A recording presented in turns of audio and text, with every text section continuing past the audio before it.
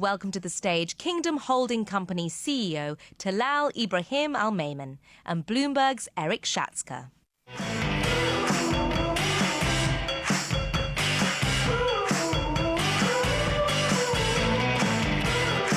Go first? Okay. Hello once again, everybody. I'm delighted to be sitting here with Talal Al Maiman. Talal, great to see you. Thank you for joining us here in Abu Dhabi. Thank you. I'm glad to be here.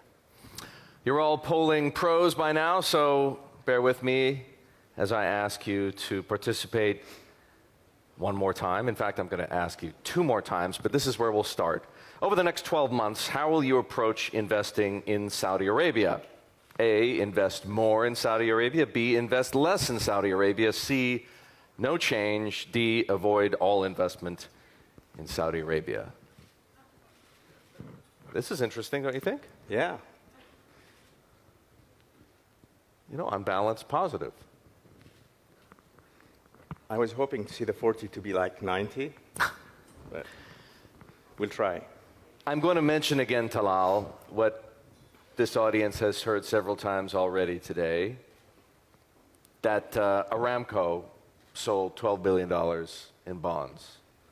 And the sale was among the most oversubscribed in history. Did Kingdom Holding buy any?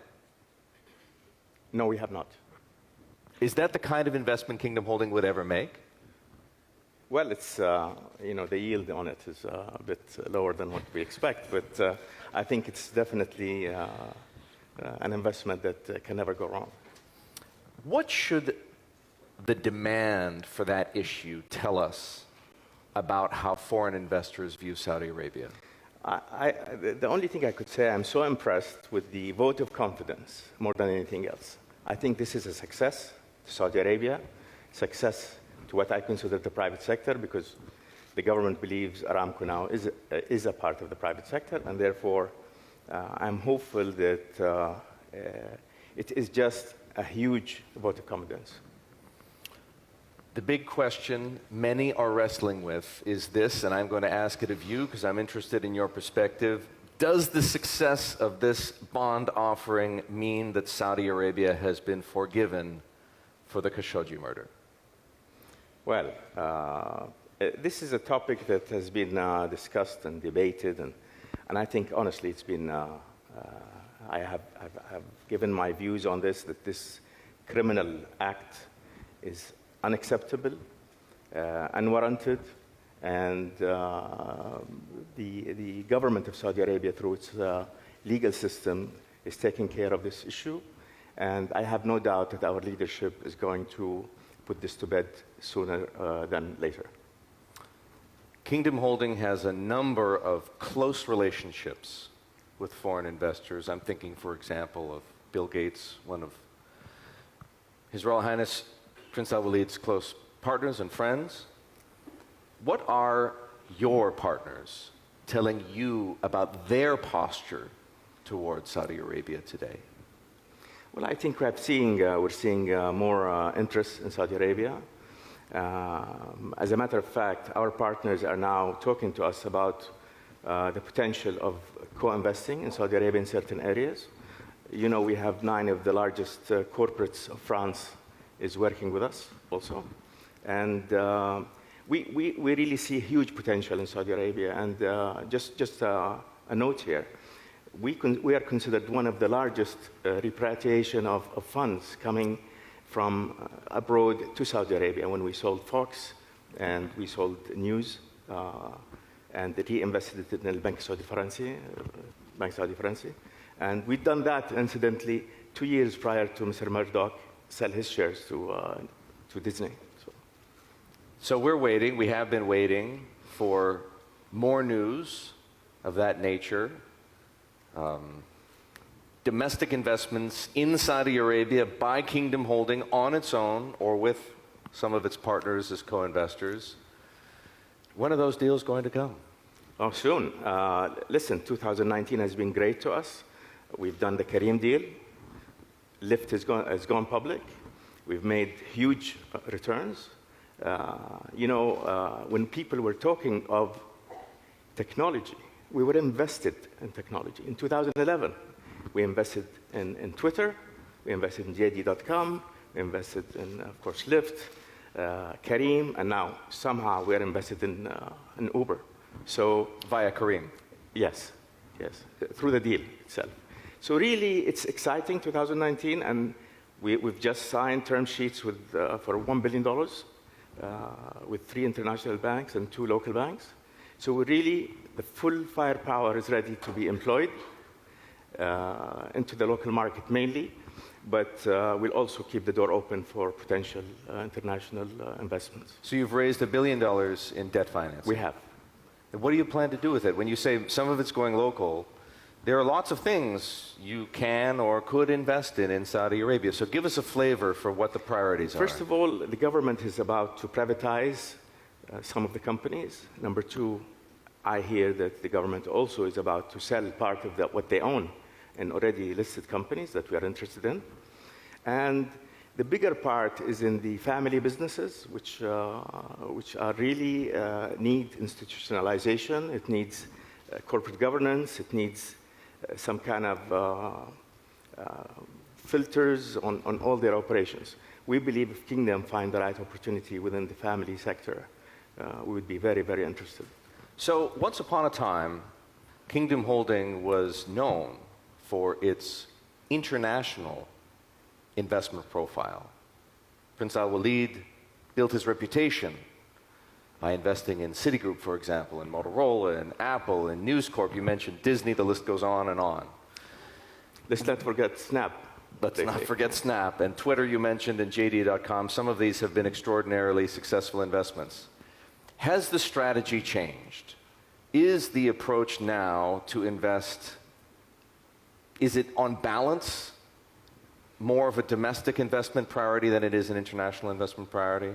We basically try to balance our investments from sectorial point of view and geographical point of view, and also industries.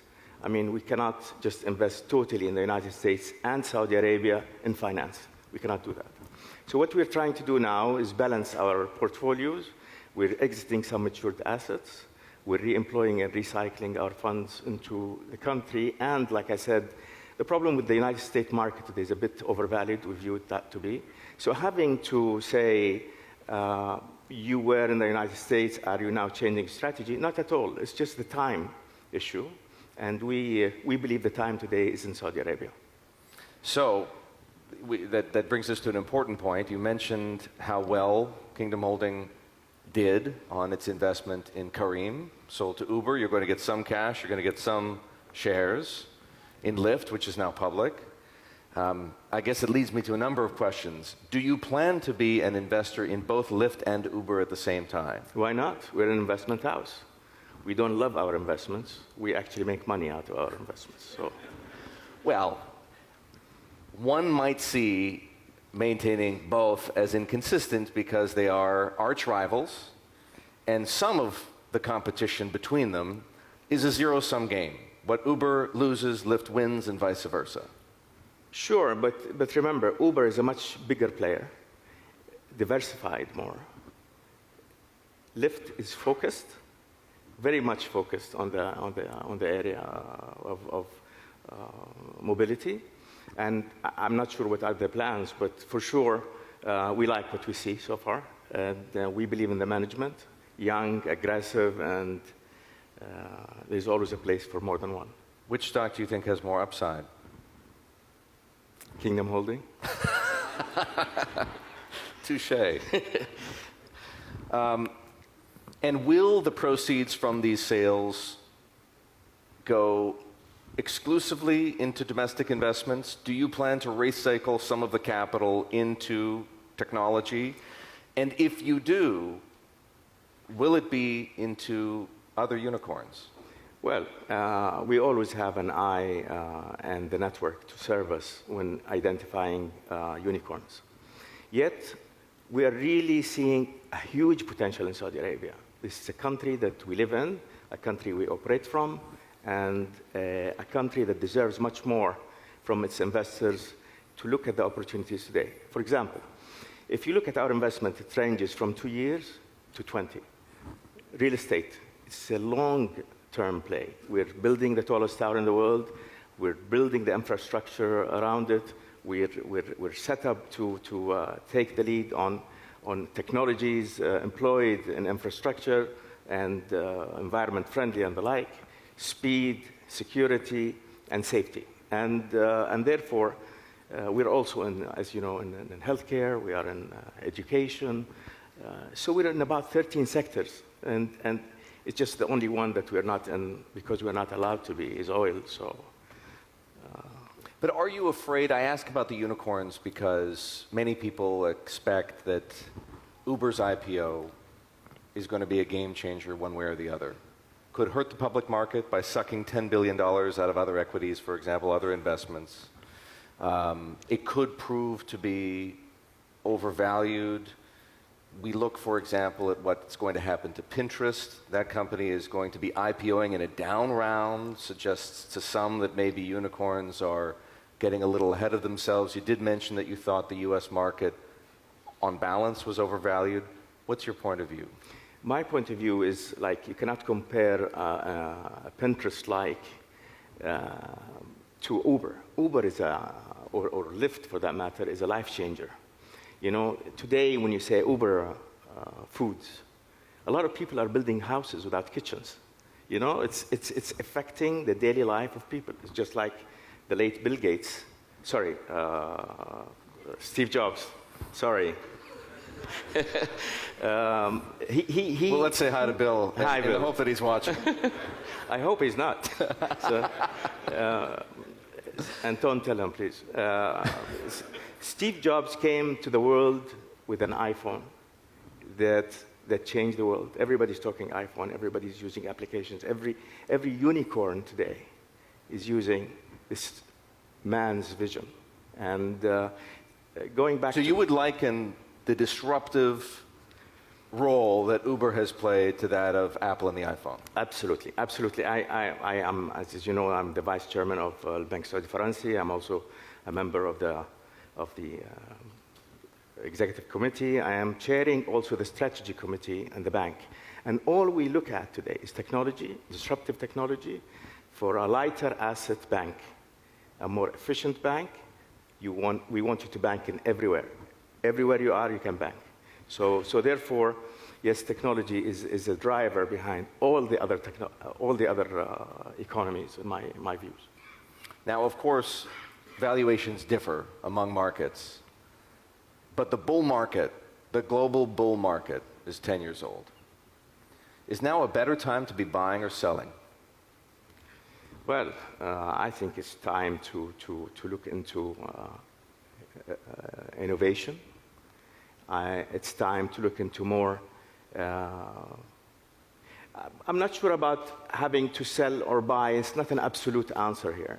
There are things that probably matured and you need to exit and look somewhere else. But there are things that always get you the returns you're looking for. You know, it's like for example, our investment in the Four Seasons hotels. So it's just forever to be. And there are things that we have reached an end of the cycle, and I think we should exit and move somewhere else. So I cannot give you an absolute answer to undefined question per se. Well, are there any assets or classes of assets where it feels to you as though they are nearing the end of their cycle? I know you're principally not a credit investor, but people talk about the end of the credit cycle, and it's Sure. time. If you've made money in credit, now is perhaps not a bad time to get out. How do you look at the rest of Kingdom Holdings' investment portfolio and say similar things about different classes of assets? Yeah, mainly I think if we would be like to monetize on is the real estate part. I think it's about time that we monetize part of it, especially the income generating ones. So we're thinking of some kind of a monetization program to our real estate in Saudi Arabia. Well, but that has been under consideration for some time. Correct. Prince Al-Walid told me last year that one of the options under discussion was a spin-off of the real estate holdings, and to date that hasn't happened. Yes. So What's the thinking right now, and what's the most likely outcome? The reason behind it not happening is that we have debated that through our institutional process at the investment committee. What is best, IPO or REITs, hold, rebuild, rebrand, asset sales? All these things still on the table, and I think we're about to make the decision soon. So, well, hold on. What's off the table? For the time being, I think our investment at the banks, our investment in our petrochemical national industrialization company, تصنيع الوطنية, and Four Seasons. You want me to continue? And Accor? Well, mainly we are focused on actually monetizing mainly our part of our real estate portfolio, which is huge. It is. And how long? So you say you're about to make a decision. Correct. About means roughly? About, I'd say, 3 months. Within the next 3 months? Yes. And how big is the real estate investment portfolio today? It's huge. Between Jeddah and Riyadh and our two trophy assets, Savoy and George Tank, it's quite a big part of the balance sheet. So a potential spin-off or an IPO isn't just international assets, and it isn't just domestic assets, it would be everything. We just view everything, all the assets that we have, but the main focus on monetization today is on our local domestic assets. Okay. Well, speaking of local assets, much of the discussion here in this room today has been about investment in this region. You and I are speaking specifically about investment in Saudi Arabia. So here's my second polling question for the audience, if you wouldn't mind pulling out your phones once again. What's holding up foreign investment in Saudi Arabia? This is really what we're getting at. And specifically, how can Saudi Arabia attract more foreign investment? Reduce bureaucratic red tape, that's one option. Second is judicial reform. The third is social liberalization. And the fourth is infrastructure spending. Let's see where things shake out so we have an idea how the audience feels, and then you can tell me how you feel. So overwhelmingly, social liberalization, a movement that is already underway in Saudi Arabia. Would you agree with that? No, unfortunately, I don't. I think we need everything to be done, no doubt. Maybe less of the infrastructure, I agree. It's having 7%, it is not an issue at all. But the rest of it, I think it's an equal footing because change has started to happen. I believe we're very comfortable with the vision of 2030 being, at least we have a vision today. We never had one before. Today we have a vision, we have young leadership, we have a capable leadership, we have determined leadership, we have the right private sector moving forward and listening, by the way. Before, it used to be a talk. Today, it's an objective. Having the vision to be executed is the challenge. Is the challenge for all of us. The government has put the regulation and continuing to do so. The government has set the vision. And by the way, the vision, if you really look at it closely, it's so simple. If you ask somebody from the West what you wish to see your country to have, he would give you 2 or 3 requests. If you ask somebody from Saudi Arabia, he'll give you probably 10. And the differential, which is 7, between the 10 and the 3, will be opportunities in the country. It's so easy. People want entertainment. Cinemas are being open everywhere. Parks, concerts, women driving, everything that a normal family needs is going to be happening in Saudi Arabia, which will probably encourage household spending in country. So I'm quite hopeful on that part. Of the opportunities you've discussed with potential partners, what interests them most? Well, if you notice, Ripplewood, they just invested with us in Saudi Arabia. Yeah. So we really have a diverse requests from our partners. Some of them talk to us about the entertainment, to develop parks, amusement parks, cinemas, less of retail, less of shopping centers like it used to be. It used to be the big thing, but today it's less required. But I can see huge opportunities when it comes to the people needs, including education, including better healthcare, including diagnostic centers. So all these are opportunities that we will be looking at in the near future. I mentioned earlier that Prince Al Walid had built his reputation as an investor in public companies. Of course, he did much, much more, but that's how he gained fame, certainly outside Saudi Arabia, Yes. and to a certain degree inside Saudi Arabia.